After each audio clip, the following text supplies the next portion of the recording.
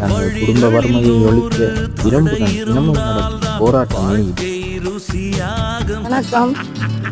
இந்த பேர் தெரிந்தா என்னை மீறி பரந்தன் ஒரு வாட்டியார் இருக்கிறேன்.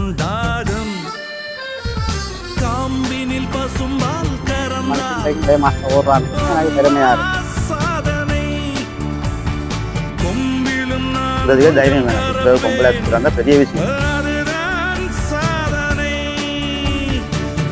அதால மண்ணுகளை ஏற்றி விறகு ஏற்றி 7 மாதம் ஓடிதான் நான் பிள்ளைகளை பார்க்குறேன்.